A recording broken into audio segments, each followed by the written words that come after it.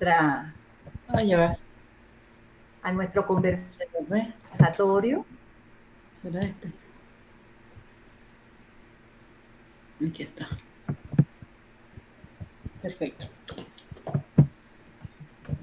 Bueno, vamos a dar inicio, estén conectados. Bienvenidos al conversatorio, las buenas prácticas de las organizaciones por la democracia y la reconstrucción de Venezuela.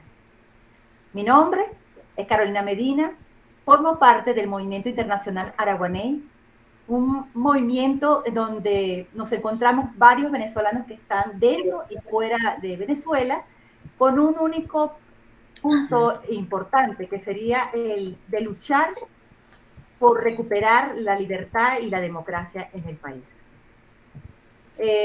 Algunos objetivos de nuestro movimiento se los voy a decir para que nos conozcan.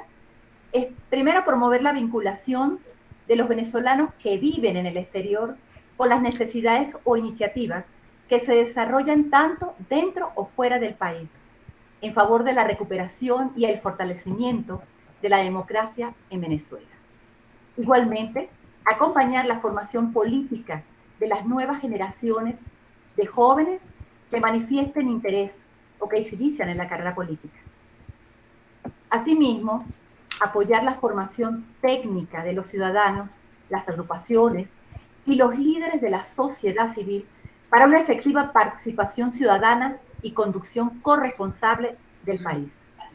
Finalmente, el desarrollo y fortalecimiento de identidad nacional a través de la divulgación de la propia historia, elevando la autovaloración como nación libre, democrática, productiva, fuerte y moderna.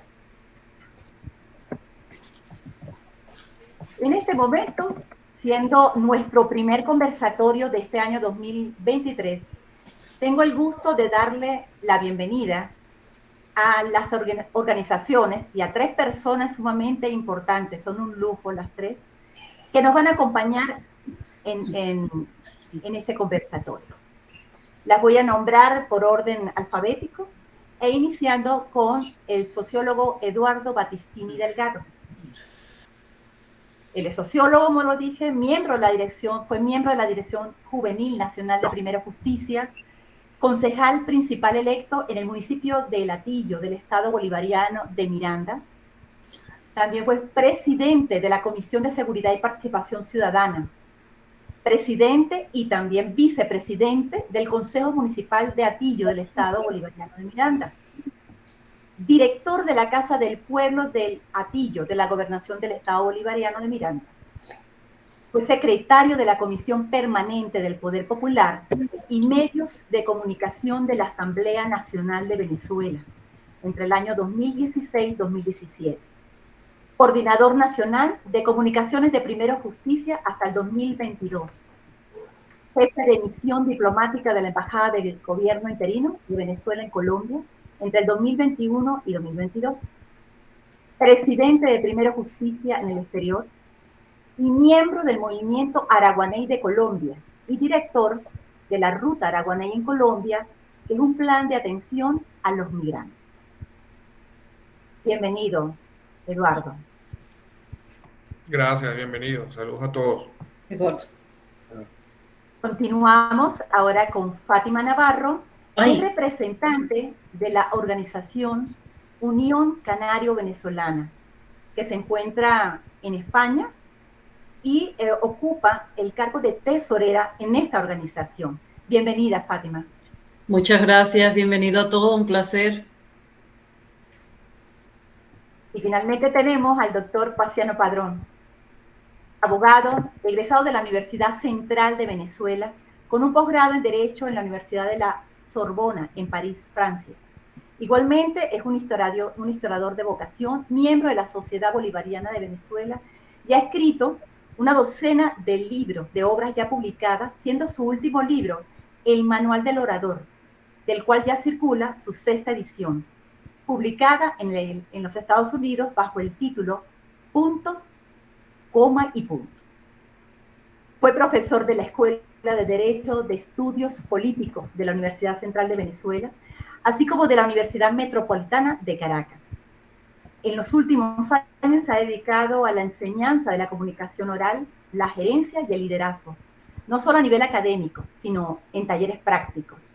Es un conferencista internacional. Actualmente se encuentra en Miami. Es profesor del CEPI, de Urbe University, aquí les pido disculpas por mi pronunciación, y director fundador de Education Development System. No sé, doctor, si lo pronuncié bien, si no me corrige. Perfecto. Gracias. Actualmente es directivo de 4 importantes organizaciones de la sociedad civil venezolana. En los Estados Unidos es presidente de Benamérica. Es coordinador para los estados de la Coalición por Venezuela, fundada en Medellín, Colombia, que actualmente reúne a más de 100 organizaciones, miembro de 20 países y 2 continentes. Es vicepresidente del Comité Internacional contra la Impunidad en Venezuela, CICIBEN, fundado en Madrid, España. Y es miembro del Comité Ejecutivo del Movimiento Ciudadano Venezolanos en el Mundo, dedicado a la defensa de los derechos ciudadanos y de identidad de los venezolanos en el extranjero. También por 20 años, diputado al Congreso de la República, donde presidió importantes comisiones. Además, fue miembro directivo durante 10 años del Parlamento Andino, el cual presidió durante 2 años. Bienvenido, doctor Paciano Padrón. Gracias, Carolina. Feliz de estar contigo y con todos ustedes compartiendo esta tarde. Muy agradecido por la invitación. Gracias a ustedes. Bueno, realmente estamos muy ávidos de compartir con todos ustedes las reflexiones en torno a este tema, buenas prácticas de las organizaciones de la democracia y por la democracia y la reconstrucción de Venezuela. Haciendo una pequeña introducción, vamos a decir que la crisis política, social y económica en Venezuela ha generado una diáspora cerca de 7.2 millones de ciudadanos que han emigrado a diversos países del mundo en busca de mejores oportunidades y condiciones de vida. Estos datos son tomados de la Agencia de la ONU para los Refugiados, ACNUR, y la Organización Internacional para las Migraciones, OIM. De esta cantidad de venezolanos, al menos 6 millones se han instalado en los países de América Latina. Fíjense que ante esta situación, las organizaciones de la diáspora han surgido como un actor clave en la promoción de la democracia y la reconstrucción del país. Aquí vemos cómo es importante destacar las buenas prácticas que las organizaciones pueden implementar para poder maximizar el impacto y contribuir de una manera mucho más efectiva a la reconstrucción económica, la promoción de los derechos humanos y la democracia en Venezuela.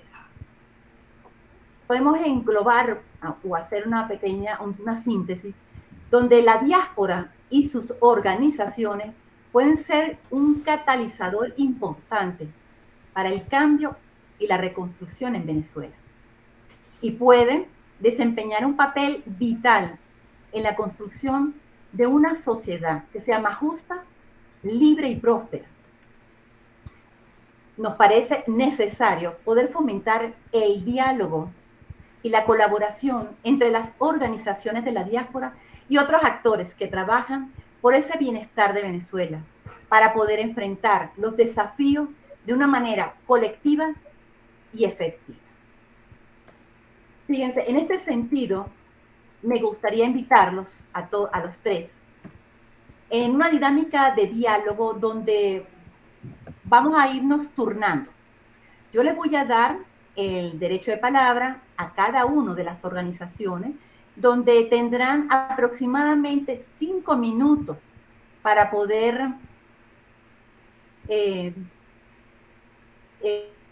hablar sobre sus organizaciones, pues explicarnos cómo son sus buenas prácticas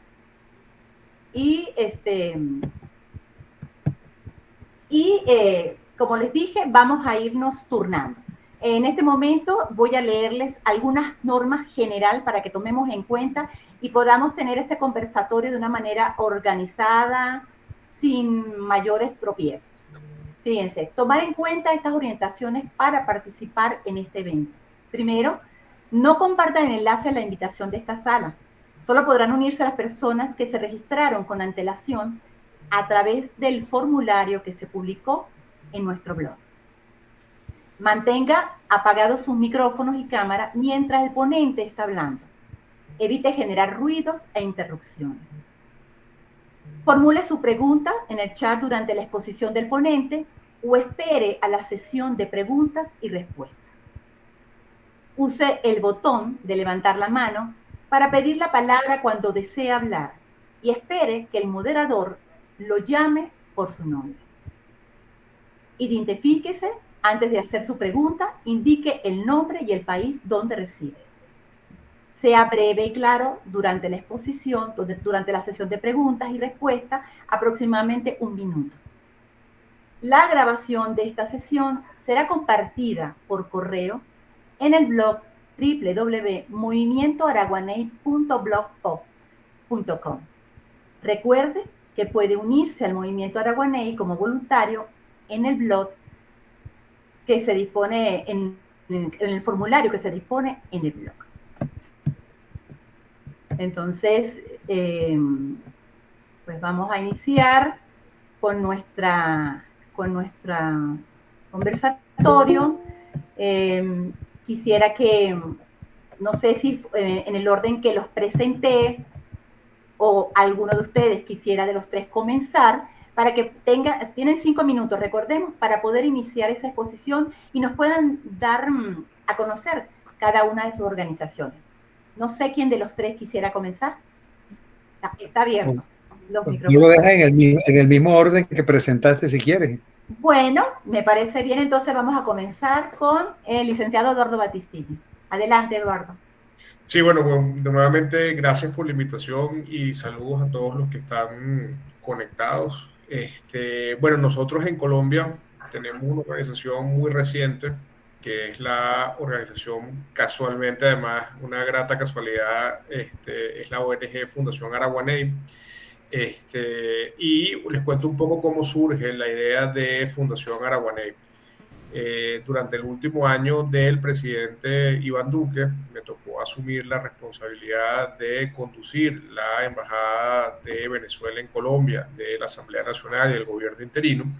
Y durante ese año, bueno, nosotros hicimos todo lo posible para que ese reconocimiento que el presidente Duque le daba al gobierno interino estuviese al servicio de los venezolanos en Colombia.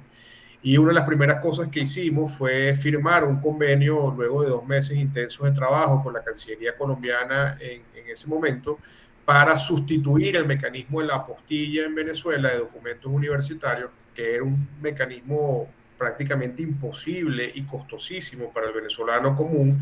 Estamos hablando de que una apostilla estaba entre $400 y $500 por documento, que no garantizaba, por cierto, que esa apostilla fuese real o legal.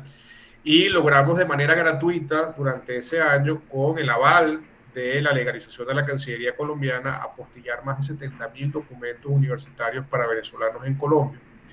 También, aparte de esto, logramos que la Registraduría del Estado Civil colombiano aceptara las certificaciones de partidas de nacimiento que hacíamos desde la embajada, y eso ayudó mucho, sobre todo a los venezolanos que estaban en el proceso de cancelación de sus cédulas de identidad colombiana por tener doble nacionalidad. Y también logramos ayudar a lo que fue la continuidad del decreto primero la niñez, que determinaba un poco en la lucha contra la apatridia que los niños venezolanos nacidos en Colombia pues fuesen colombianos de manera inmediata, cosa que la ley no lo permitía por ser hijos de venezolanos o de extranjeros en este caso, pero logramos allí hacer varias cosas. Y algo que fue lo más importante y fue lo que nos abrió la llave luego para todo este tema de Araguaney, es que creamos un programa que se llamó Ventana Vecinal, donde nosotros hicimos alianzas con 19 organizaciones no gubernamentales de venezolanos en Colombia, para que ellos se convirtieran en cada una de sus regiones de manera simultánea, no solamente en un aliado nuestro, sino también en una manera de poder maximizar los esfuerzos en todos estos servicios que estábamos ofreciendo, entre otras cosas, para cogestionar con la sociedad civil organizada todos estos procesos que durante un año vinimos realizando. Bueno, luego de la primera vuelta y la segunda vuelta que gana Gustavo Petro, bueno, hubo toda una suerte de terremoto político para quienes hacen oposición en Venezuela, que vivían en Colombia, y yo con mi equipo tomamos la decisión de quedarnos en Colombia, porque nosotros partimos del hecho de que durante ese año fuimos tan útiles que no podíamos dejar solo a los venezolanos. Y generalmente la política a veces suele de alguna u otra forma abandonar a la gente cuando los momentos son más difíciles, los más apretados. En nuestro caso, pues dijimos que nos quedábamos en Colombia y que nos quedábamos para seguir ayudando a la gente. Y ahí es donde nace esta ruta Araguaney, esta fundación Araguaney. No la habíamos construido antes porque además me parecía muy inmoral ser parte del gobierno interino, ser embajador del gobierno interino y además tener una fundación o una ONG. Eso me parecía que era inmoral y que no tenía ningún tipo de sentido y que no daba ningún mensaje de transparencia. Y el 9 de agosto, 2 días después de la toma de posesión del presidente Petro, registramos la Fundación Araguaney y además lo hicimos iniciando con un comedor para niños no escolarizados en Suacha, Cundinamarca, donde hoy estamos atendiendo a más de 100 niños venezolanos que aún no están regularizados y por ende no pueden entrar al sistema educativo, y estamos ayudándolos en todo ese proceso de nivelación educativa y también en lo que significa pues su regularización. Y actualmente Araguaney, con esto cierro, tiene 4 ejes de trabajo. Primer eje, que es seguir acompañando a los venezolanos en todos los procesos de regularización. Hemos venido haciendo con la Alcaldía de Bogotá alianzas para seguir apoyando a las personas que no le ha llegado su PPT para que les pueda llegar, así igual que con los enlaces con migración. Un segundo eje, que es un eje de integración socioeconómica. Nosotros hemos hecho ya acuerdo con el Banco Colombiano Corte Financiera para facilitar los procesos de apertura de cuenta de ahorro a los venezolanos con su PPT, pero también hemos hecho alianza con USAID y con otros cooperantes y por supuesto también con empresa privada colombiana para ofrecer puestos y plazas de empleo para venezolanos, porque bueno, la regularización sin integración socioeconómica no tiene ningún sentido.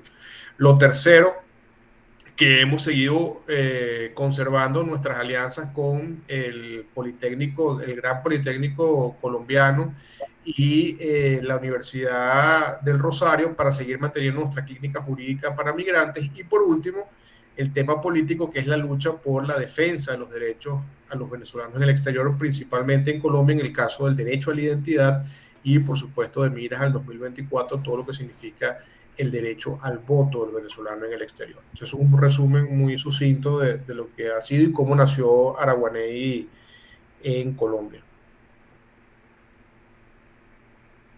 Gracias, Eduardo. Excelente. El trabajo que han venido desarrollando, que yo he sido testigo, pues me encuentro aquí en Bogotá, y es de gran ayuda para muchos venezolanos en cuanto a lo que es la parte de, como dice Eduardo, ayudarlos a conseguir empleo, en la parte de las cuentas bancarias, que a veces se hacen difíciles para los venezolanos, a pesar de tener el PPT, pero que con la ayuda de estas organizaciones pues se facilita más en los venezolanos. Ahora, continuando con el derecho de palabra, tenemos a Fátima Navarro para que entonces puedas darnos pues la información y el conocimiento de lo que es la organización donde te encuentras. Adelante, Fátima. Ok, aquí está. Bueno, yo tengo poco tiempo en la UCB, como hace 2, 3 años que la conocí, estoy allí.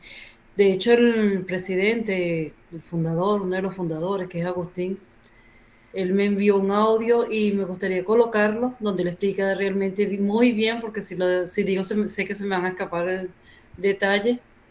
Y luego yo di continuidad a lo que hemos venido haciendo estos últimos años. ¿Les parece? Adelante, claro. Sí. Vale. Nace por la necesidad de que un grupo de venezolanos que empiezan a interesarse por la situación de Venezuela y por los canarios retornados, ¿vale? Y deciden fundar la Unión Canario Venezolana por el principal objetivo de ayudar a la inserción en la sociedad canaria al canario retornado. En aquellos primeros años, pues lo más que había era canarios retornados más que venezolanos viniendo para acá. A lo largo de su historia, pues pasó como entre los grandes objetivos alcanzados, la lucha por la homologación del carnet de conducir, la lucha por el descuento del residente canario, la deportación de venezolanos en el aeropuerto norte, donde desde la asociación se iba todos los viernes, cuando llegaba el vuelo de Santa Bárbara, a servir de veedores, de que se estuviera cumpliendo la ley internacional y no se estuviera abusando de esas devoluciones masivas que se estaban realizando con los venezolanos, ¿vale? Pasando por diferentes eventos solidarios aquí en Canarias, como junto con la gente de ¿cómo se llama? De Mírame Televisión, en los eventos solidarios de Mírame Televisión, ¿cómo se llama? Caritas Diocesana. Hemos hecho muchísima ayuda inclusive al pueblo canario, ¿vale? En La Palma, el volcán de La Palma, la misión que visitó La Palma, donde llevamos un camión cargado, fuimos un equipo de 5 hombres, ¿vale?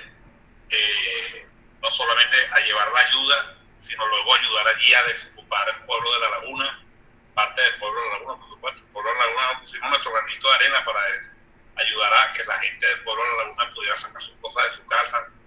Y bueno, por supuesto, todo el trabajo que conoce ya de ayuda a Venezuela en cuanto a... Y bueno, y aquí continúo yo. Ese es un pequeño resumen que él me pasó y dije, por si acaso se me escapa algo, y quién mejor que él, que fue uno de los fundadores. Y bueno, y así por lo menos le van escuchando también lo que es la voz. Nosotros aquí siempre mandamos ayuda para Venezuela, para hospitales, personas que necesitan sillas de ruedas, muletas. Durante todo el año hemos estado prestando apoyo bastante. Mandamos un ecógrafo hace poco para Ocumare, ayuda de pañales, medicina, ropa, bueno, de todo. Y a su vez aquí en Canarias también prestamos apoyo a venezolanos que están en situación bastante vulnerable y que necesiten. Ellos siempre que lo soliciten, bueno, siempre estamos allí presentes. Por la parte legal, bueno, se cuenta con el apoyo del abogado Leandro y una abogada, la cual dan asesoría los días miércoles allí en la sede. Y bueno, buscando manera de poco a poco ir creciendo más. Muchísimas gracias, Fátima. Vale. Bueno, se nota también que es sumamente importante el trabajo que ustedes vienen haciendo allí, sobre todo apoyando a los venezolanos en situación vulnerable y el apoyo también que dan a Venezuela directamente. Sí, no solamente Venezuela. En la parte hospitalaria. Sí, no solamente ella, sino, no solamente para Venezuela, sino también aquí. Buenísimo, excelente. Gracias, Fátima. Bueno, y finalmente tenemos al doctor Paceno Padrón, que nos dará a conocer, pues, dónde él se encuentra trabajando. Carolina. Adelante. Gracias, me encantó escuchar a Eduardo y a Fátima, que me llevan ventaja con los nombres de sus organizaciones. Eduardo lo envidio con ese nombre Araguaney. Y UCB, te puedes imaginar, nuestra casa donde nos formamos y donde nos hicimos. De modo que los felicito. Venezolanos y americanos, Benamérica. Cuando llegué acá, en el segundo semestre del año 16, acababa de ser fundada en el primer semestre esta asociación civil sin fines de lucro debidamente registrada en el estado de Florida, con vocación profundamente democrática y humanista, libre de afiliación partidista y sometida, pues, muy respetuosa a la diversidad de criterios y opiniones. Estoy leyendo de lo que es la introducción de nuestro estatuto. Y al hablar de la misión, para hablar rápido, vamos a 4 puntos. Promover la democracia y la defensa de los derechos humanos en Estados Unidos, en todo el continente americano y particularmente en Venezuela. Garantizar el cumplimiento de la Declaración de Derechos Humanos de 1948 y promover la investigación sobre la influencia de políticas totalitarias en el continente americano que socavan el establecimiento de una democracia duradera. Y por último, contribuir al desarrollo sostenible de los pueblos. No obstante que en nuestra vocación y definición no hay una actividad, digamos, humanitaria de asistencia, en numerosas oportunidades hemos trabajado en este campo y particularmente el año pasado nos dimos cuenta de que había algo. Es la situación de aislamiento, de soledad que sienten los migrados. Y la situación tremendamente conflictiva, sobre todo de quienes han tenido que pasar el Ariel y sobrevivir la tragedia de atravesar toda Centroamérica y entrar a Venezuela. Fue cuando dijimos, tenemos que dar acompañamiento. Y creamos entonces un programa llamado CAIDI, se lo encomendamos a uno de nuestros directivos, a la licenciada Eda Caputo, y ha montado un equipo de más de 50 acompañantes, de 50 coaches, que ayudan a la gente, trabajan con ellos para darle acompañamiento, para ayudarlos en este proceso.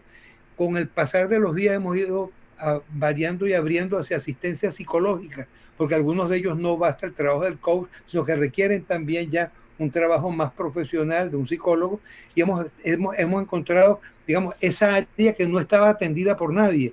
A veces las asociaciones se ocupan de comidas, de alimentos, de medicina, y todo eso está muy bien, pero el acompañamiento espiritual, anímico, encontramos que era bien, bien importante. En 2019 en Colombia, en Medellín, se realizó la 49ª Asamblea de la Organización de Estados Americanos, de la cual forma parte el MedAmerica en su condición de ONG, y nos invitan, por supuesto, a todas las sesiones, a los periodos de sesiones de la OEA. Y allá nos encontramos un grupo de venezolanos y decidimos crear Coalición por Venezuela, un grupito de venezolanos que estábamos allí. Coalición por Venezuela, después del tiempo, ha desarrollado, se ha convertido en una gran coalición que tiene más de 100 organizaciones en el mundo. Yo fui vicepresidente de ella y ahora soy el coordinador para los Estados Unidos de Coalición por Venezuela. Su vocación es esencialmente humanitaria, atender el problema humanitario, la emergencia humanitaria compleja que atraviesa Venezuela, y atender todo el fenómeno migratorio, todo en la idea de conseguir fortalecer y articular su respuesta. Nacimos en el continente americano, pero ya de hecho pues hay organizaciones que se han venido sumando en Europa, Portugal, España, Suiza, etcétera.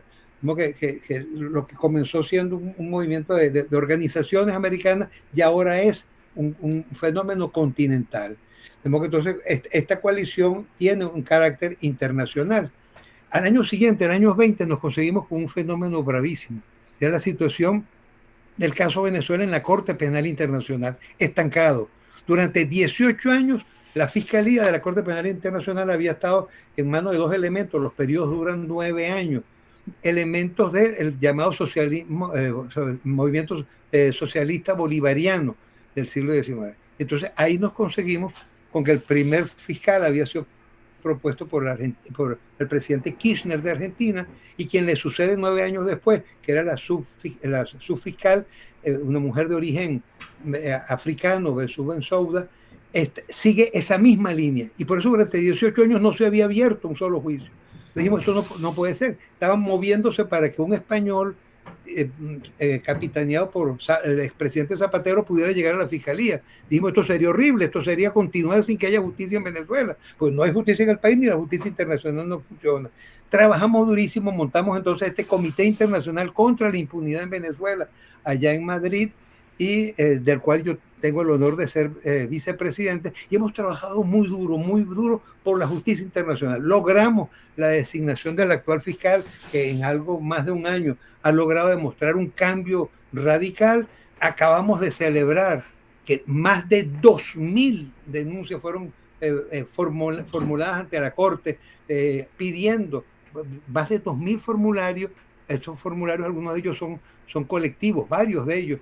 De modo que estamos hablando de decenas de miles de venezolanos que denunciaron ser víctimas de crímenes de lesa humanidad, que era lo que lo había solicitado la Corte, tratando de cerrar los obstáculos que había puesto el gobierno de Maduro. Entonces le preguntó a las víctimas, digan ustedes, ¿quieren que continúe el juicio? Y dígame, ¿cuál crimen cometió? No tenía que presentar pruebas. Dígame, ¿cuál crimen de lesa humanidad se ha cometido o del cual usted es víctima? Acabamos de celebrar esta semana que anunció la Corte haber recibido más de 2.000 formularios, lo cual significa pues, que el juicio va adelante. Y créame, si algo le tiene miedo el señor Maduro, es a la Corte Penal Internacional. Vemos que entonces ahí hay otro organismo internacional en el cual formamos parte que cubre un área específica que tiene que ver con la justicia internacional. Pero hay otro elemento que estaba rodando difícil, y es cómo nos han ido dejando de lado nuestros derechos ciudadanos, el derecho a la identificación y el derecho a la participación en la vida política venezolana. Son dos derechos humanos consagrados en la Carta de Naciones Unidas, además de ser derechos constitucionales. Y efectivamente no podemos obtener nuestra identificación afuera, tampoco muchos los que están adentro de Venezuela. Y luego el otro proceso aún mucho más grave de nuestra participación. Nos comenzamos a luchar por esto. Entonces creamos una plataforma que llamamos Ciudadanos Venezolanos, Movimientos Ciudadanos Venezolanos en el Mundo.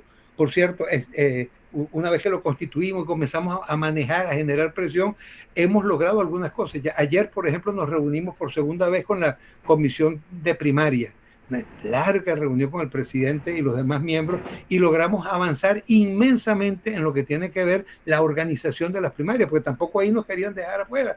Decimos, no es que está bien, pero uno entiende que el gobierno de Maduro nos pueda dejar afuera, pero como es un proceso electoral que estamos organizando nosotros mismos, nos vamos a dejar afuera.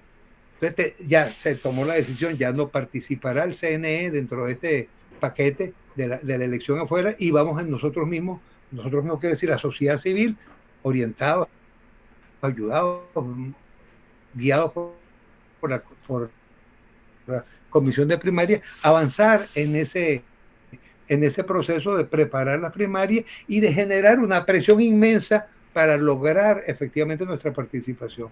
En el registro electoral están inscritos 107,000 venezolanos. En el último corte, el corte anterior era 108,000, o sea que disminuyó porque hay muertos, disminuyó porque hay gente que ha regresado. O sea que cuando tenemos 4,5 millones de venezolanos en edad y condiciones de votar afuera, 107,000, porque entonces tenemos que buscar una fórmula que cambie todo esto. En eso hemos estado trabajando. Son aspectos técnicos, aspectos jurídicos, aspectos políticos. Y hemos ido avanzando, ya hemos constituido entonces el movimiento en distintos países. Está en Colombia, está en España, está en Perú, igualmente en Canadá, en Estados Unidos, en México. Me tocó a mí ir allá en noviembre del año pasado a fundar la primera. Y mañana tenemos, pasado mañana, el sábado 18, acá en Miami, la primera reunión presencial masiva de venezolanos, del capítulo Estados Unidos venezolano en el mundo. Como ven, Benamérica, ahí estamos, trabajamos entonces para la parte, digamos, de ayuda con CICIBEN y lo que tiene que ver ahora con los derechos ciudadanos, con este movimiento ciudadano venezolano en el mundo. Gracias. No, gracias a usted, doctor Paciano. Bueno, claro, el doctor estaba hablando de cómo Benamérica se ha articulado en diferentes áreas, ¿verdad? Y es muy interesante todo el trabajo también que viene desarrollando, sobre todo por los derechos de los venezolanos que nos encontramos afuera. Y también me gustó muchísimo eso del acompañamiento psicológico, porque los venezolanos que vienen saliendo del país ya vienen con una carga muy fuerte de estrés, con traumas que vienen pasando. Y luego atravesar el camino de la migración, dejar atrás un país, una historia, su familia, para llegar a otro donde a lo mejor las condiciones al principio no son excelentes, eso va haciendo mucho daño a nivel de la salud mental, y esto es sumamente importante que nosotros, las organizaciones que nos encontremos afuera, podamos darle este apoyo a todos los venezolanos que van llegando. Muchísimas gracias. Bueno, ha sido bastante, creo que nutritivo, toda la información que hemos tenido de ustedes tres. Ahora, para motivar la discusión y el debate, quisiera yo iniciar con algunas preguntas. Yo voy a decir alguna pregunta, cualquiera de los tres tiene la opción para responder, y si hay algo que se quiera comentar entre ustedes mismos, pues toman el derecho de palabra, toman la opción de la mano para poderles dar ahí su oportunidad. Quiero que esto se haga lo más pues sencillo, sin mucha presión, pero que podamos compartir con todos los que nos están escuchando las experiencias de cada una de sus organizaciones y, bueno, hablar sobre el tema que nos tiene hoy aquí. Voy a iniciar con esta primera pregunta. ¿Cómo puede una organización trabajar para construir una cultura de respeto por los derechos humanos y la democracia en la sociedad venezolana, tanto dentro como fuera del país? ¿Y cuáles serían las estrategias y tácticas más efectivas para lograr este objetivo? ¿Quién de los tres quisiera iniciar? Si nadie se anima, a lo mejor digo algunas cositas para abrir fuego. Creo que en el camino de la educación vamos a encontrar la vía fundamental para esto, y nos dimos cuenta de ello, y fue por lo cual entonces Benamérica creó una escuela, una escuela que llamamos de siembra de democracia y participación ciudadana. Después nos encontramos con que no podíamos utilizar el término escuela desde el punto de vista legal en los Estados Unidos. Entonces pasamos a centro de estudio, que fue el nombre que le dimos, de participación ciudadana. Y efectivamente comenzamos a trabajar en programas de formación, de derecho a la participación, de formación en la democracia, de formación para el liderazgo, la comunicación persuasiva. Es decir, montamos programas que han servido para ir avanzando. Es quizás una manera, no es la única. Sería interesante saber de Eduardo y Fátima cómo lo han venido haciendo ellos.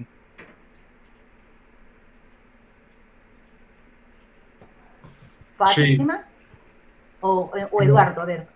Sí, no, brevemente. Bueno, lo primero es decir que nosotros hemos en Colombia de alguna u otra forma intentado ver cuál es la mejor manera de poder captar la atención de los migrantes, porque evidentemente el migrante promedio, y sobre todo el que está aquí en Colombia, pues, y bueno, y eso pasa en todos los países, pero hablo por el caso de Colombia, que lo conozco con mucha más certeza.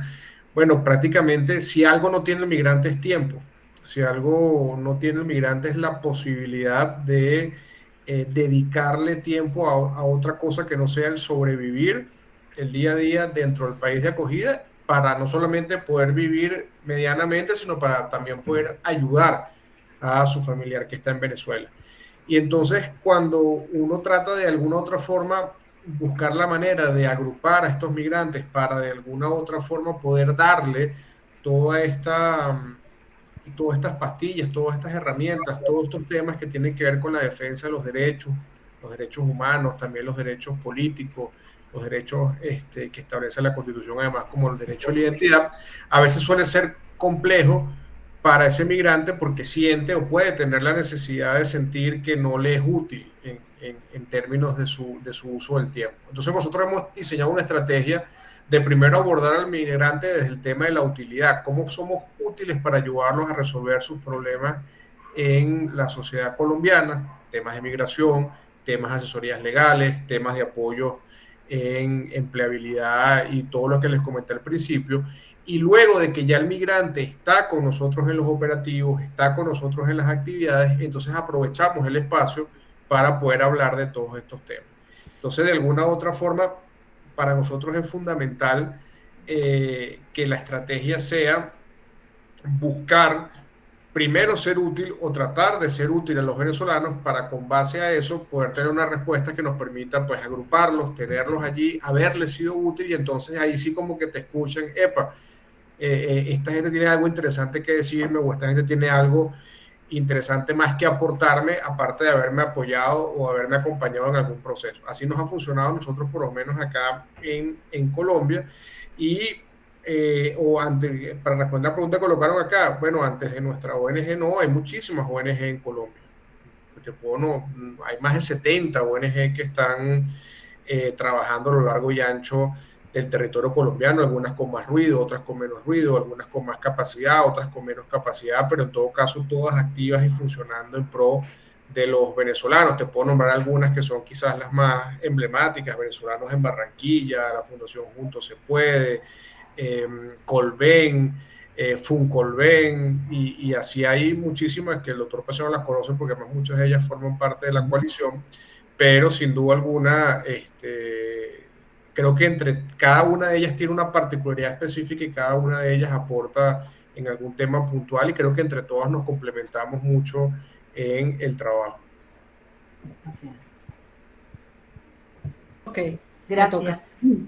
Sí, dale. Bueno, de manera general y tomando las palabras clave como democracia y derechos humanos, ¿verdad? En vista del totalitarismo que existe, que se vive en Venezuela, desde el exterior se pueden hacer denuncias ante organismos de competencia internacional para los hechos ocurridos en Venezuela, para prestarle apoyo para lo que es la parte de los derechos humanos, para las personas que están allí como las que están afuera. Desde la parte individual, bueno, allí en la sede, como les dije en un principio, siempre se le ha dado apoyo a las personas para lo que es la parte de información, cuando están en trámites legales, asesoría, para lo que es la parte en búsqueda activa de empleo, de manera que se vayan ubicando poco a poco o integrando en la sociedad aquí. Muchas gracias. Por aquí estoy viendo que el profesor Celestino Ponte quiere el derecho de palabra. Doctor Celestino, profesor, perdón. Tiene el micrófono cerrado ahorita. ¿Puede tomar la palabra? Muchísimas gracias, doctora. Bueno, lo que quiero es hacer una pregunta a los tres expositores. Ustedes pueden responderla o el que quieran. Y tiene que ver con el apoyo que los venezolanos en la diáspora, organizados en ONG y en otras formas organizativas, pueden darle a los venezolanos que estamos en el país afectados por un conjunto de problemas que ustedes conocen perfectamente bien, pero que me quiero referir a dos en particular. El primero, las organizaciones no gubernamentales en Venezuela están seriamente amenazadas por un proyecto de ley que la Asamblea Nacional Oficialista aprobó en primera discusión, que se llama Ley de Fiscalización, Regulación, Actuación y Financiamiento, algo así, de las ONG y sus similares. Que en nuestra opinión tiene un carácter restrictivo,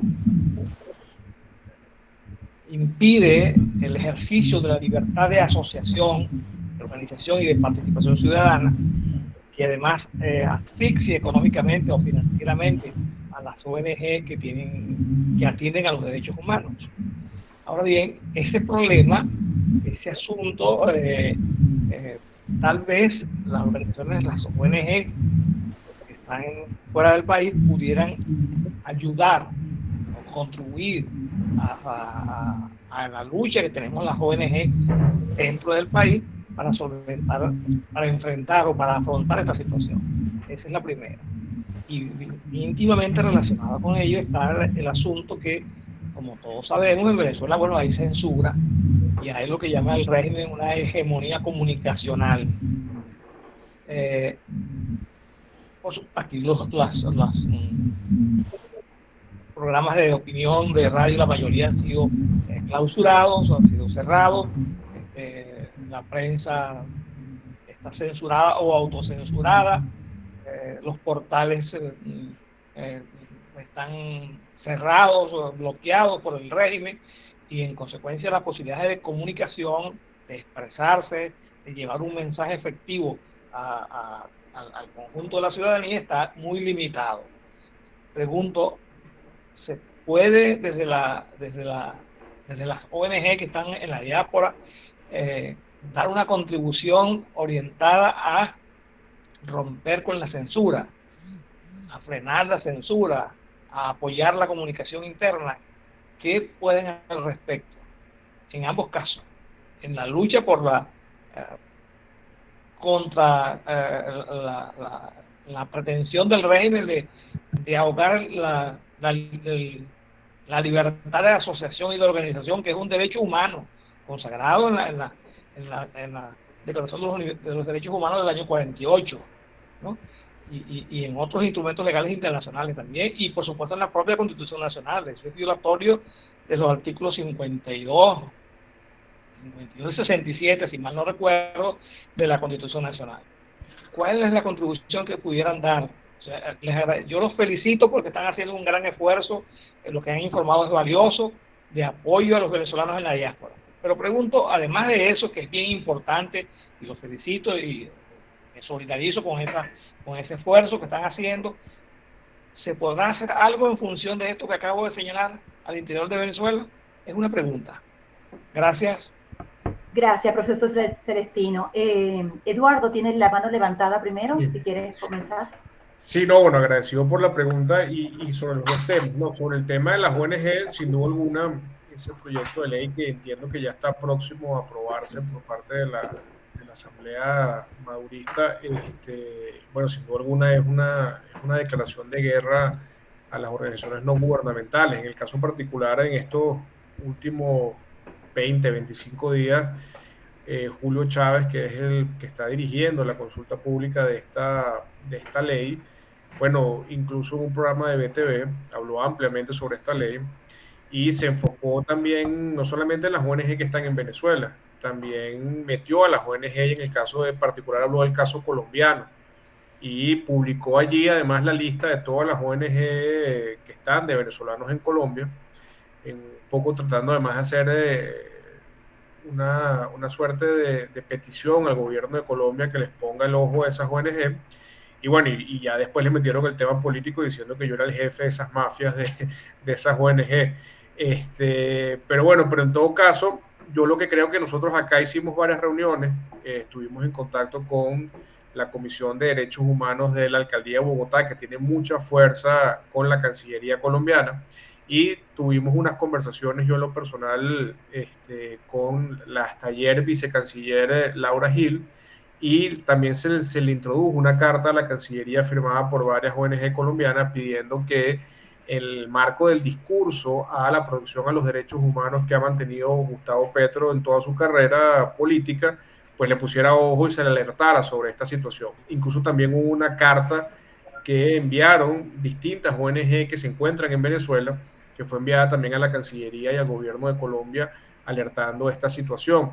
Yo creo que allí lo que nos toca desde afuera es ver cómo a través de los organismos de derechos humanos y de protección a los derechos humanos, pues hacer visible esta situación, pero también hacerlo visible desde el punto de vista público de la agenda de la opinión pública de estos países, porque yo creo que es importante que se conozca la realidad a nivel de lo que significa la persecución y lo que ha sido el progresivo asfixiar a todas las áreas que, como tú bien lo dices, y lo conecto entonces con tu segunda pregunta, que tienen que ver con la libre expresión, con la libertad de asociarse, etcétera, ¿no?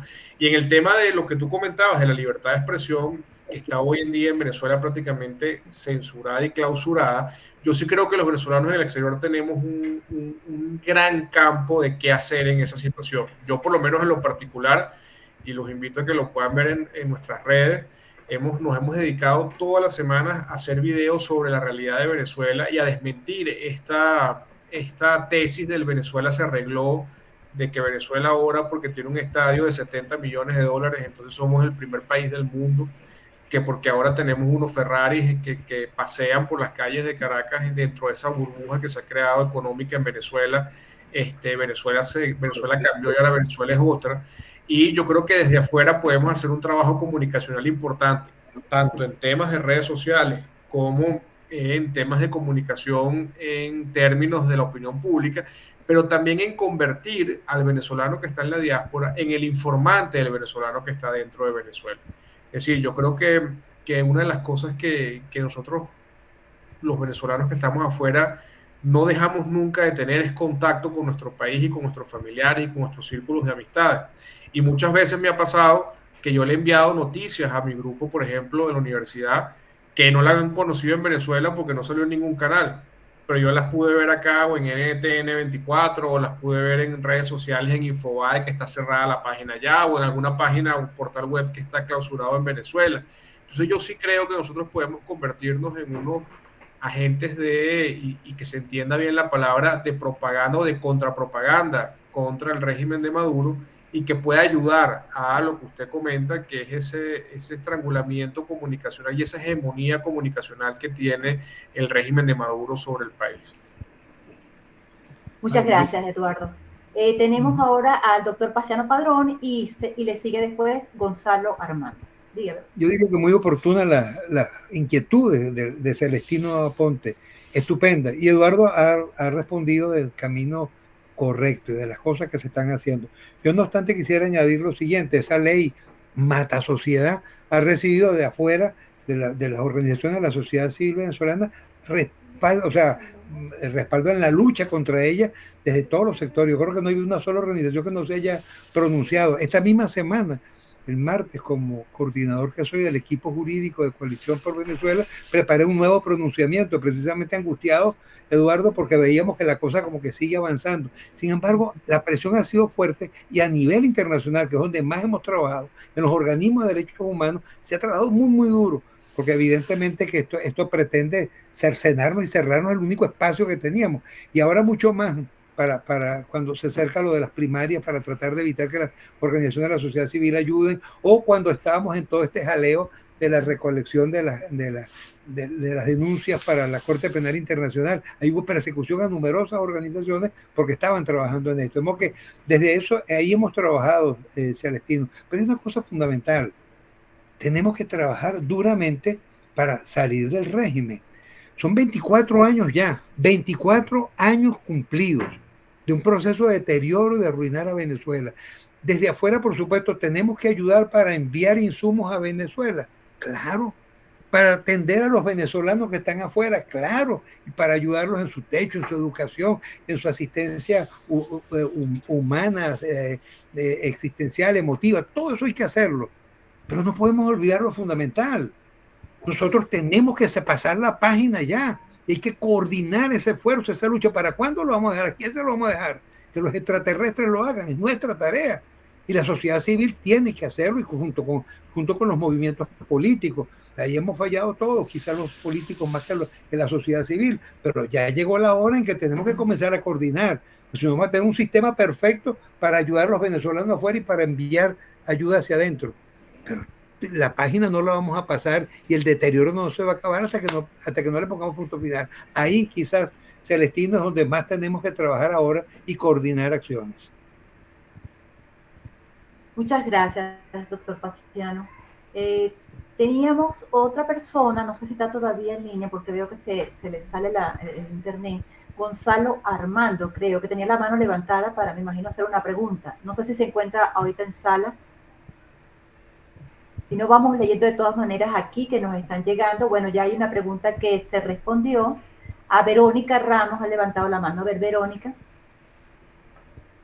Vale, quería agregar también que a mí me llegó una invitación que está un evento que está mañana y pasado, otro esfuerzo de articulación que lo está organizando aquí en Canarias, en Tenerife, la Unión Canaria Venezolana, UCB, y que entiendo que también estuvo el fin de semana pasado desde Madrid, en el que está participando la Red Global, Pladenex, CEPAX, como convocantes, Sin Mordaza, venezolanos siempre, entre otras, y incluso hay invitados a algunos partidos políticos, miembros de distintos partidos políticos de Venezuela, y creo que sí, de organizaciones, y tocan ese punto según lo que me convocaron.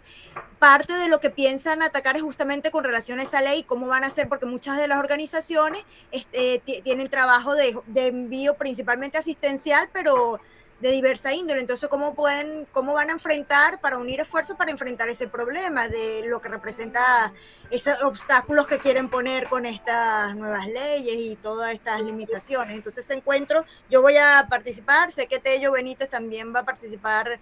Yo, bueno, mañana justamente como inmigrante tengo que trabajar en la mañana y me incorporaré más que todo el sábado.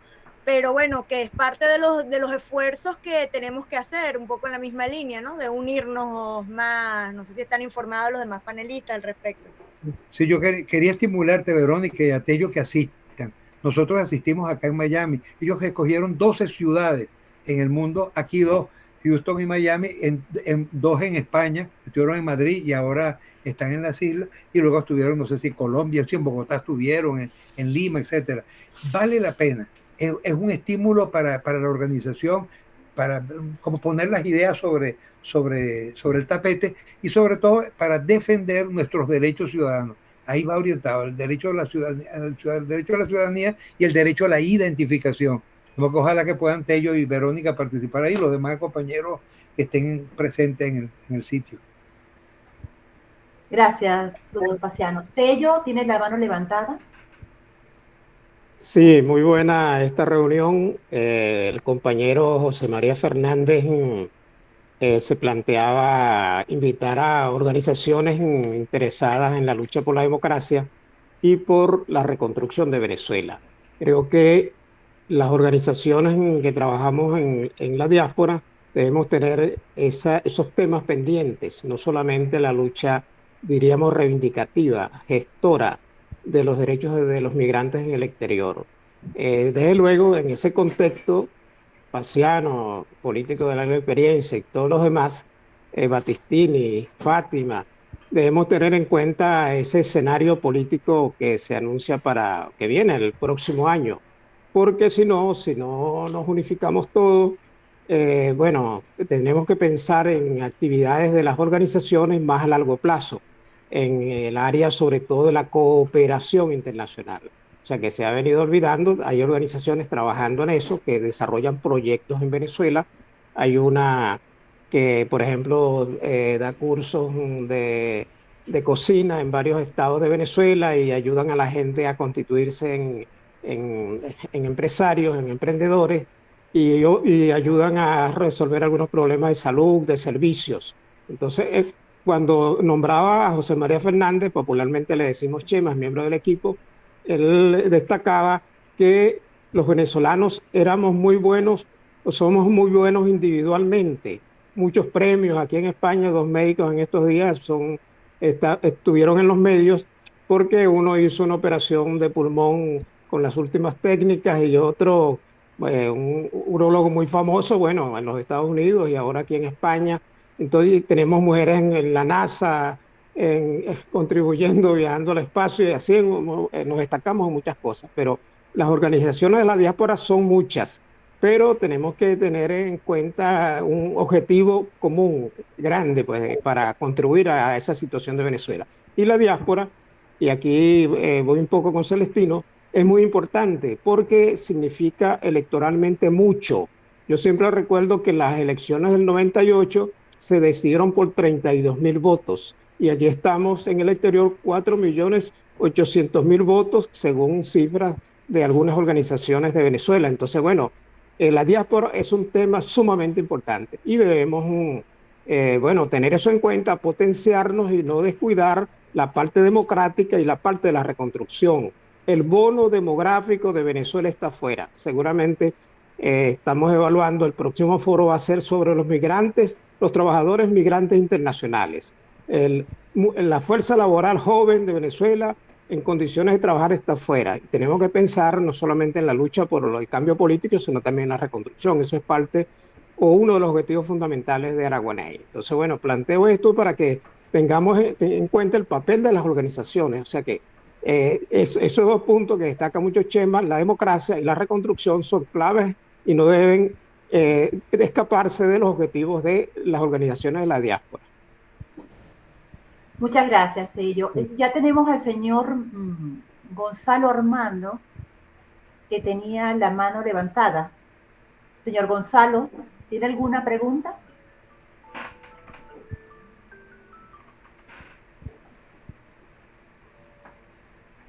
El señor Gonzalo tiene su micrófono apagado. Enciéndalo. Bueno, mientras el señor Gonzalo, no sé si nos estará escuchando, pero tiene su manito levantada, quiero leer alguna de las preguntas, que ya hay una que contestaron, como es, en sus organizaciones tienen... Ay, me lo quitaron. Ya va.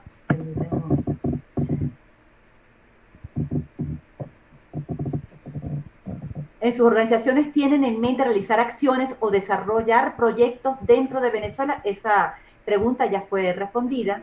Hay otra, ¿en qué medida está participando o respondiendo la juventud venezolana de la diáspora a las convocatorias de sus organizaciones? ¿Y qué reacciones o comportamientos han observado ustedes en la juventud migrante? Dejo abierto el derecho de palabra. Eduardo, ¿tiene la manito levantada primero? Sí, bueno, hay que partir del hecho de que el gran caudal migratorio, yo diría que lamentablemente para la fuerza laboral y para lo que es el desarrollo del país ha sido la juventud venezolana. Y sin duda alguna, en el caso de Colombia, uno la ve permanentemente en las calles trabajando como domiciliarios, algunos trabajando en restaurantes, otros haciendo un trabajo bastante pesado en el área de la construcción. Y bueno, gracias a Dios en el caso Colombia, muchos amparados bajo la regularidad, gracias al estatuto temporal, pero sin duda alguna la juventud venezolana es uno de los principales focos de la migración. Y en el caso nuestro, bueno, es muy activa. La verdad que cada vez que hacemos operativos o cada vez que realizamos algún tipo de actividad, son muchos los jóvenes que se suman. Primero, bueno, evidentemente por temas de resolver situaciones particulares que tienen que ver con su aspecto migratorio o con algún otro ámbito de su inserción laboral. Pero lo que me llama mucho la atención es que donde más hay respuesta de la juventud que está acá venezolana en Colombia es en los programas de inserción laboral y de inserción socioeconómica. Es decir, la voluntad que tiene el joven venezolano de poder tener un empleo, de poder producir, de poder trabajar, de poder desarrollarse, de poder generar las condiciones necesarias para poder sobrevivir acá en Colombia, pero para ayudar a su familia en Venezuela, son extraordinarias. Y en el caso de cuando tuvimos las jornadas de lo que fueron las apostillas de los títulos universitarios, era impresionante ver la cantidad de técnicos superiores y la cantidad de profesionales jóvenes que estaban interesados. Yo les cuento una anécdota. Cuando nosotros hicimos el anuncio con la vicepresidenta Marta Lucía en Cúcuta, esa misma noche me llegó una nota de voz por Instagram a eso de las 2 de la mañana. Y era un muchacho en Medellín que a esa hora me decía que era que salía de trabajar en Sushi.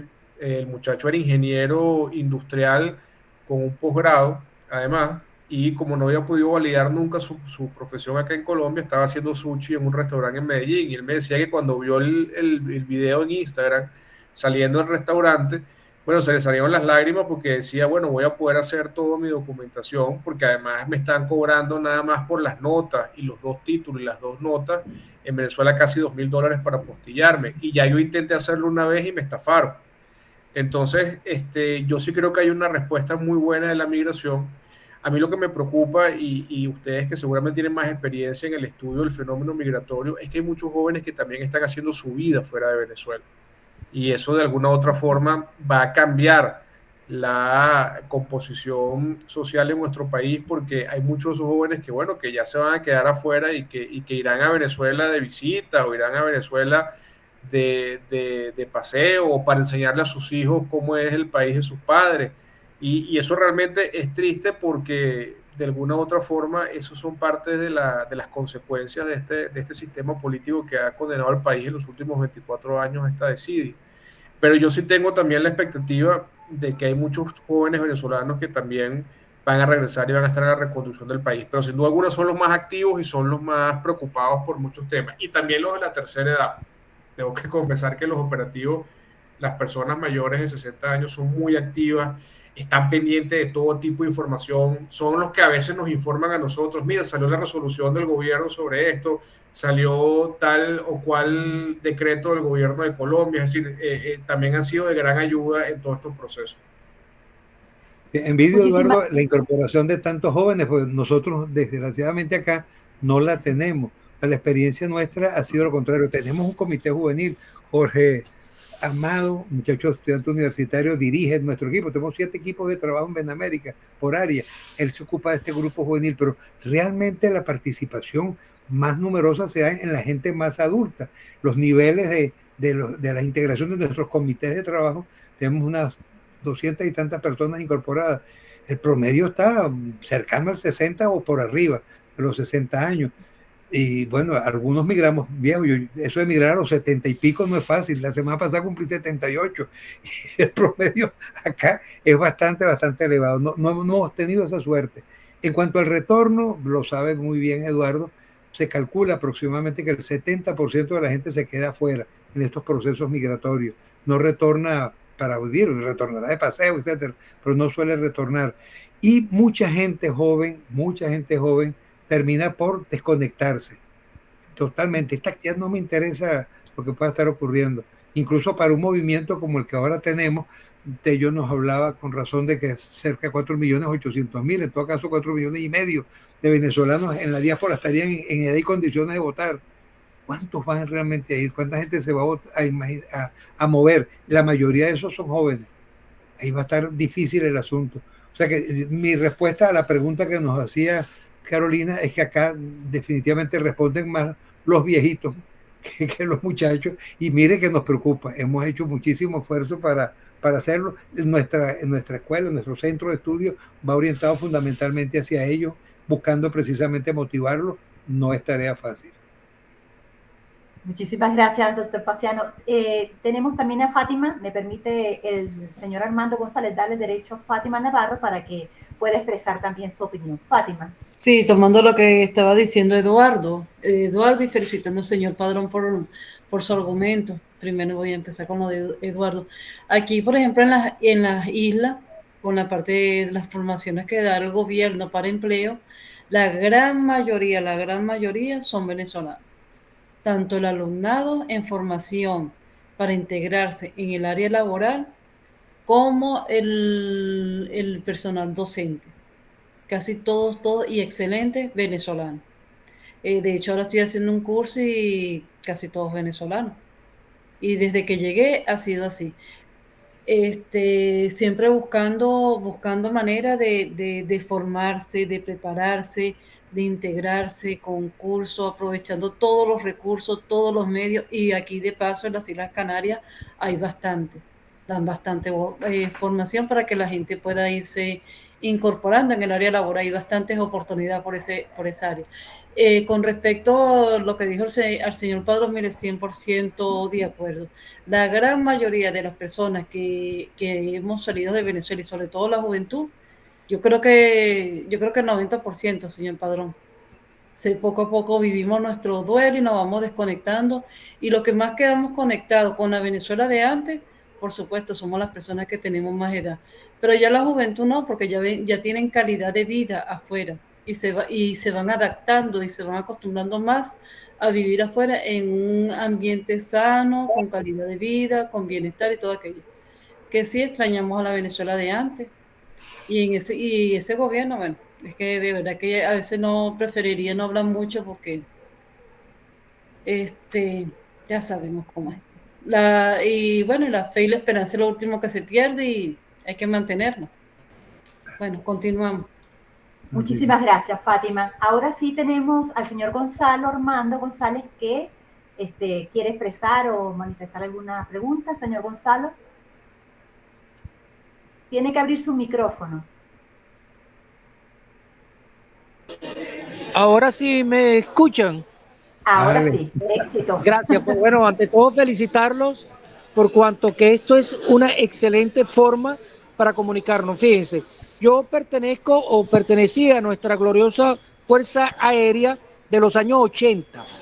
No es un secreto para todos nosotros que está totalmente desmantelada y, como yo le digo, hay unos payasos ahí uniformados. Debemos, en medio de todo lo que estamos haciendo, hacer una reingeniería, reconstruir desde cero prácticamente nuestra gloriosa Fuerza Aérea. Y en eso dejo la pregunta a nuestro distinguido que fue diputado por Ciudad Bolívar para que nos dé una opinión al respecto, cómo y si es posible reagrupar a nuestra gloriosa Fuerza Aérea que está en la diáspora para realmente dar el apoyo institucional y constitucional para todos estos grandes proyectos que estamos haciendo. Gracias. El señor Gonzalo González hizo esperar como la salsa ketchup. Perdón por poderle escuchar. Muy bien, muy profundamente agradecido, Gonzalo. Sí, yo no fui diputado de Guyana, de Bolívar, me hubiera gustado hacerlo en un bello país, un bello estado. Ahora, ¿cómo hacer con la Fuerza Aérea? No creo que se diferencie en relación a los otros componentes de nuestra Fuerza Armada. Es un verdadero desastre, una tragedia. Nada distinto a lo que ocurre en cualquier otro dominio del país. Fíjese usted en educación, en la salud, en el transporte, en la vialidad, en el aspecto que usted quiera. No va a encontrar sino caos.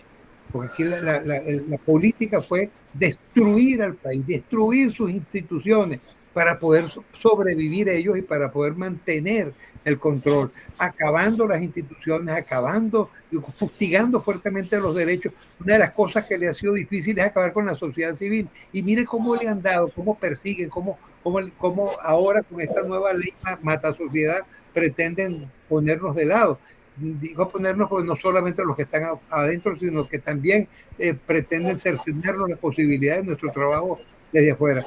¿Qué hacer con la Fuerza Armada, Gonzalo? Nos toca simplemente dar el primer paso, salir del régimen, y ojalá que los oficiales, tanto los que están ahorita en servicio como los que están afuera, puedan ayudar en este propósito. Tiene que ser un esfuerzo común. Aquí ha faltado una orientación clara desde el punto de vista político para ver cómo hacemos en relación a esto, y la sociedad civil tiene que comenzar a generar las presiones necesarias. Estamos en los tiempos, estamos en los días. 24 años ya es suficiente, que no nos alcance el cuarto de siglo, Dios mediante. Gracias, doctor Paciano.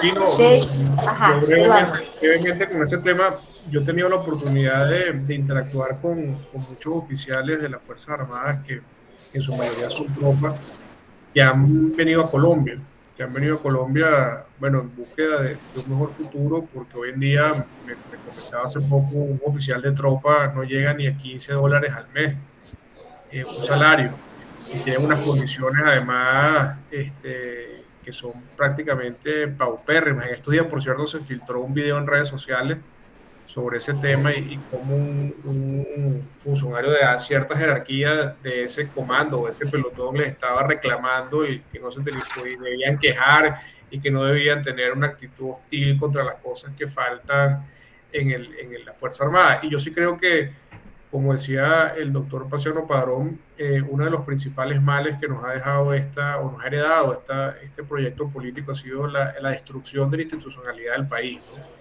Y quizás es la institución más importante o más respetada. Por lo menos yo nací en el año 83 y yo recuerdo que cuando yo tenía 10, 12 años de edad, bueno, todo el mundo quería ser militar. Es decir, yo no iba a una fiesta o no iba a una reunión, yo no veía a un general o alguien uniformado y uno le inspiraba respeto a esa situación. Ahora, bueno, ahora es todo lo contrario. Y yo sí creo que es fundamental que se pueda hacer un trabajo de recuperar no solamente la Fuerza Armada, sino todas las instituciones. Y yo sí creo que los funcionarios de las Fuerzas Armadas que hayan estado en esa época donde la Fuerza Armada era una fuerza institucional, era una fuerza que era política y que otras cosas era garante de la Constitución, bueno, puedan también quizás agruparse y organizarse para generar papeles de trabajo y para generar también insumos que puedan servir a la reconstrucción. Yo creo que va a ser una de las instituciones más complejas de reconstruir en el regreso de la democracia y que además va a ser compleja de reconstruir porque paradójicamente va a ser necesaria para garantizar la estabilidad democrática. Un reto bastante grande y yo creo que todos los militares y los exmilitares que están afuera pueden ayudar mucho en ese proceso. Muchísimas gracias, Eduardo. Tello tenía la mano levantada, no sé si quieres comentar algo, Tello. No, muy breve. Después ir cerrando porque ya nos estamos acercando al final. Muy breve. Bien la respuesta de Paciano a Gonzalo González. Creo que él se confundió de ponente, creía que yo era ponente. Creo que se refería a mí como diputado del Estado Bolívar, porque lo conocí siendo yo miembro de la Comisión de Defensa. Y desde luego hay que reconocer que la Fuerza Armada en esta lucha ha puesto mucho. La mayoría de los presos políticos actualmente son militares. Pero desde luego yo siempre le recuerdo a Gonzalo que hay que acertar porque hasta ahora han sido muchos fracasos las luchas que se han dado, cosa distinta a las Fuerzas Armadas incluso de la década de los 60 y de otros tiempos. Pues entonces, bueno, como decía Battistini y Paciano, es una de las instituciones fundamentales que hay que reconstruir y hay que partir desde cero allí. Yo sé que hay mucha gente inquieta que han salido de las fuerzas, que están perseguidas. Bueno, igual que los civiles, tenemos que unificarnos para el propósito que tenemos de reconquistar la democracia. Así es, yo me confundí pensé que Gonzalo se refería a mí, pero una de las cosas que te he envidiado siempre es haber sido diputado representante de ese hermoso pueblo de Guayana. Bueno, Gracias. mi abuelo fue gobernador allá en la época de León, el doctor Ajá, sí. Pedro En Batista. Bolívar, en Bolívar. Sí, claro. Sí. Con razón a mí me dijeron que ese apellido como que tenía mucho que ver por allá. Sí. Pertini se Excelente. llamaba.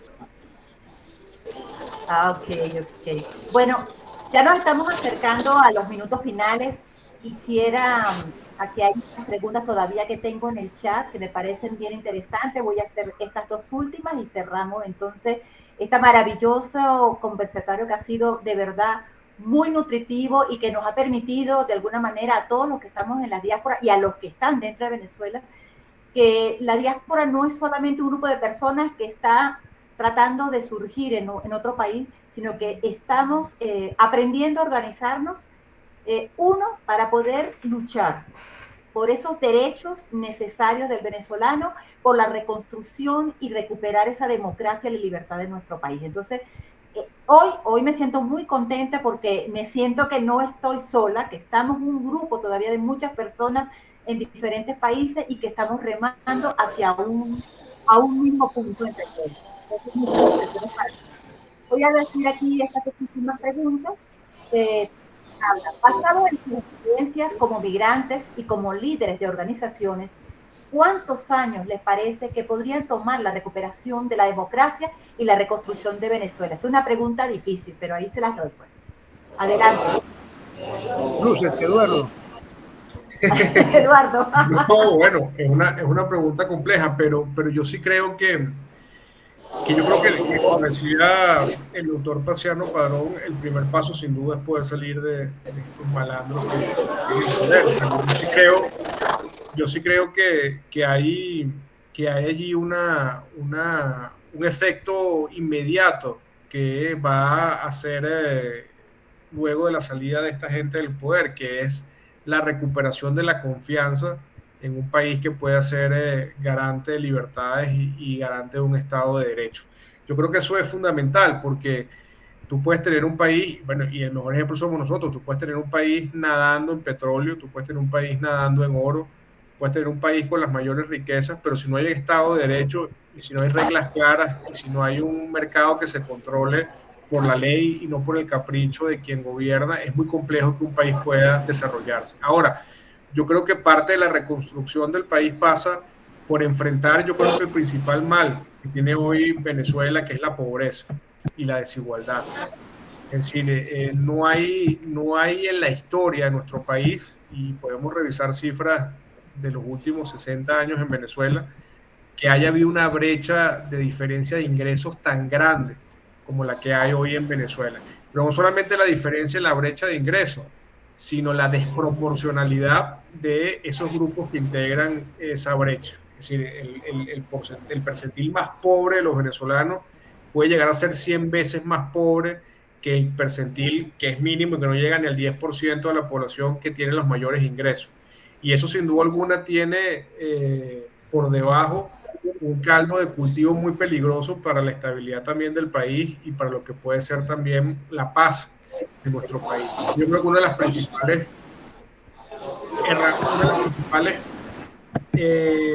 yo diría que Permíteme un prioridades. momento, Eduardo. Ajá. Eduardo, permíteme un momento para pedirle al señor Gonzalo, creo, que cierre su micrófono porque hay un sonido que está utilizando tú. Sí, sí.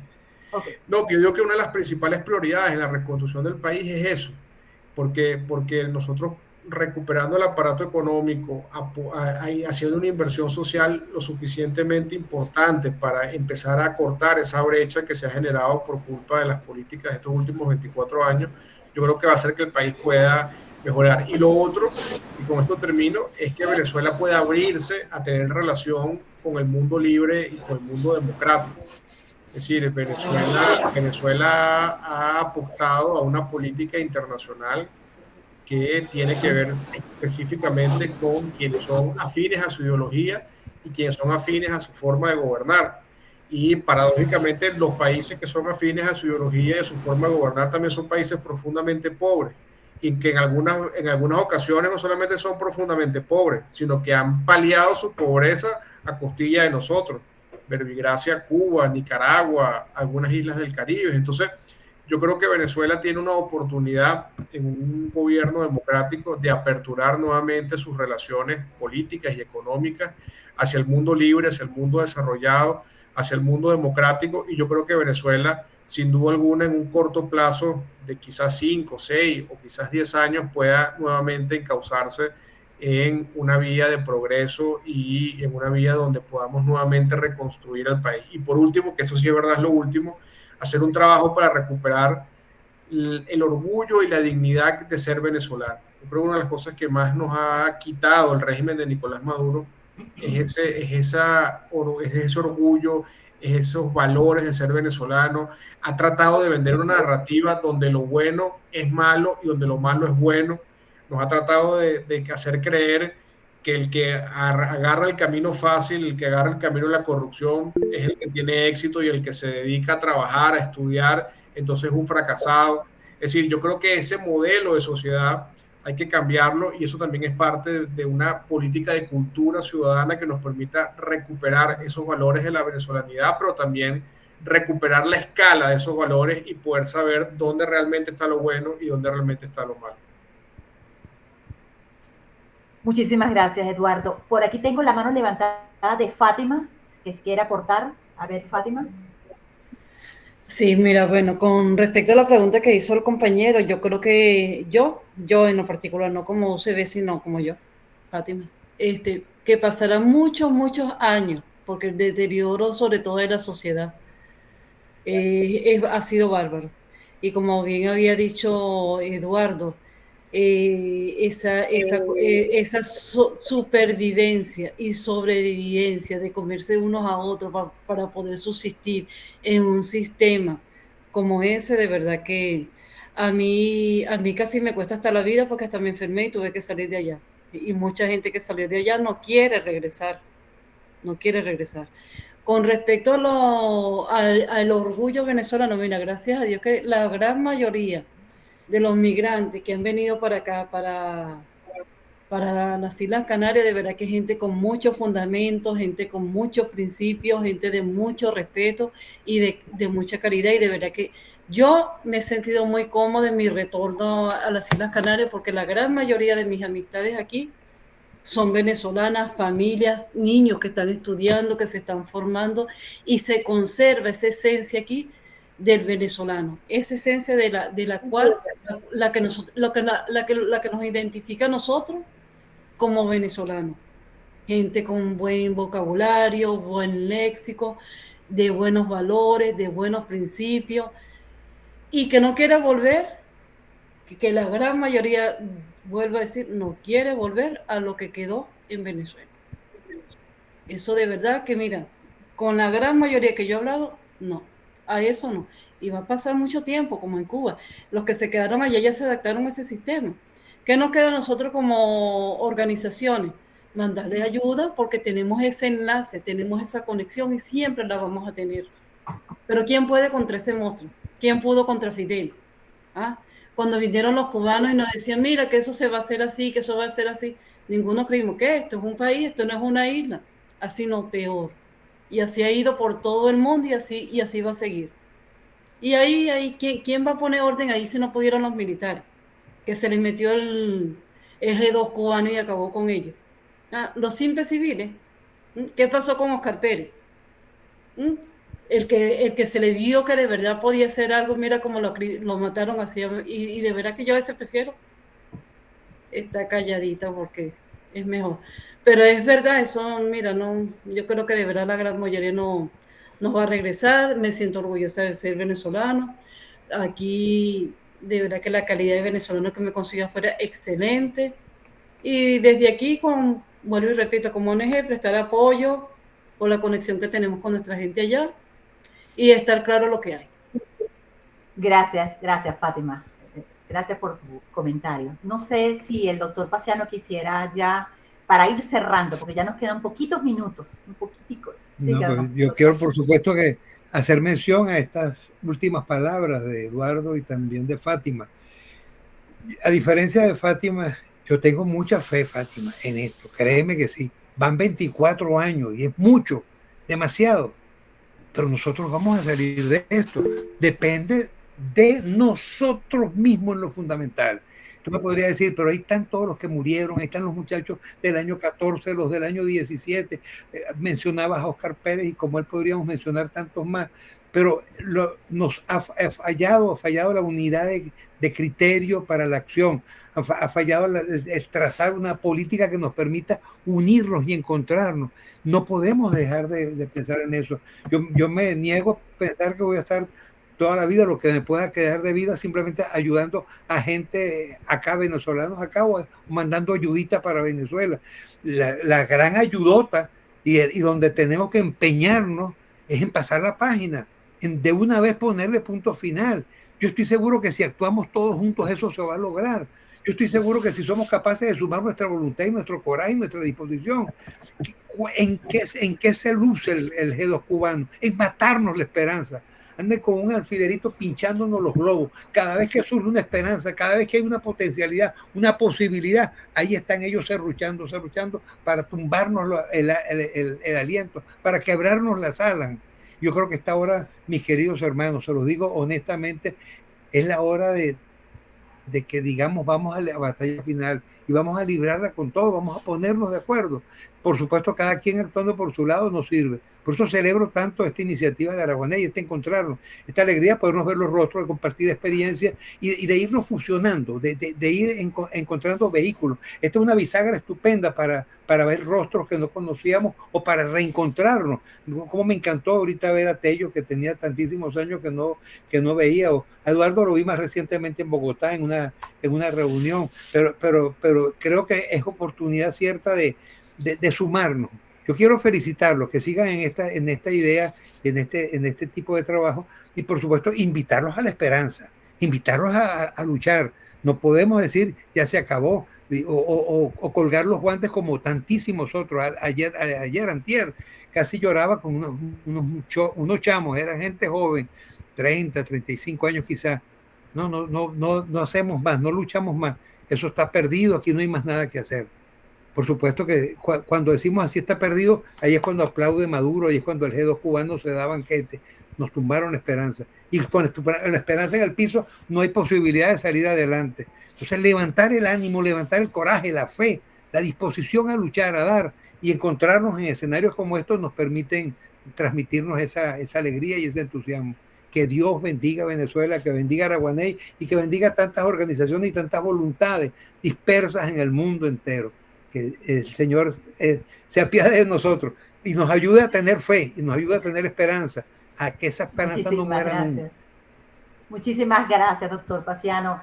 Realmente uno de los motivos de estos espacios, que son espacios de encuentro y de construcción en el diálogo y el de poder conocer todo lo que pueden estar muchas organizaciones trabajando en la diáspora, es lo que lo permite a nosotros tener esperanza y fe, mucha fuerza y certeza de que vamos en un camino. A lo mejor ha sido algo estropeadito, a veces hemos tenido unas fuertes caídas, pero siempre nos vamos a levantar. Mientras tengamos la vida, ahí vamos a estar pendientes y luchando por recuperar esa Venezuela, no solamente por nosotros, ni por nuestros hijos, sino por nuestros nietos y por toda esos venezolanos que van a llegar y que van a volver a regresar al país. No sé si la misma Venezuela, porque estamos en el siglo XXI y todo tiene que ir cambiando y hay que reinventarse, pero sí una Venezuela bastante fortalecida, sobre todo con la diáspora que ha aprendido muchísimas cosas. Entonces, yo quisiera darle de verdad, primero a nuestros tres invitados especiales, por todo lo que nos han aportado, por todas sus experiencias, por todo el conocimiento que nos han dejado en esta tarde y noche de hoy, y pues invitarlos a una próxima actividad que podamos tener y que nos puedan acompañar. Gracias a Eduardo por su tiempo, a Fátima también y al doctor Paciano Padrón. Y bueno, les deseo a todos de verdad que este conversatorio haya sido de muchísima experiencia y que les haya dejado pues cosas agradables y cosas buenas y esperanza, que es lo que estamos buscando para seguir trabajando. Si quieren tomar mis tres invitados para que puedan despedirse, solamente unos minuticos, por favor, y cerramos nuestro conversatorio. Muchísimas gracias. Sí, no, simplemente... Fátima, que había... verdad. La mano, sí. Ay, Gracias, disculpa, gracias no a había los dos. visto. No, el señor Padrón, bonitas sus palabras, y eso es lo que nos mantiene, esa esencia, esa es la esencia del venezolano, nunca perdemos la fe. Dije lo que dije, no es mentira, pero siempre con la fe, con la esperanza, y de hecho por eso estamos aquí, señor Padrón, tratando de apoyar a nuestra gente que está allá, de que se termine toda esa situación y, bueno, y poder regresar. Muy bonitas sus palabras, Eduardo. Bueno, encantada de conocerte. El señor Tello lo veo otra vez mañana en la actividad que tenemos en la UCB. Como bien dijo la compañera Verónica, mañana casi que todo el día y el sábado igual. Bueno, muchas gracias a todos. Gracias. Eduardo. Sí, no, brevemente, bueno, agradecer nuevamente el espacio. La verdad que es un honor poder compartir con ustedes y reencontrarme con Paciano, que es alguien que le dio mucho a la democracia venezolana y le sigue dando mucho a la democracia venezolana. Y simplemente decirles que no es momento de perder la fe ni la esperanza. Yo coincido con lo que dice Paciano. Yo cada vez que me siento desesperanzado, un poco alicaído, suelo ver el mensaje del Papa Juan Pablo II a los jóvenes en Chile en plena dictadura de Pinochet. Y yo creo que eso es un mensaje que le mueve a uno el alma, que le mueve a uno la fibra, pero sobre todas las cosas que le revive a uno la esperanza.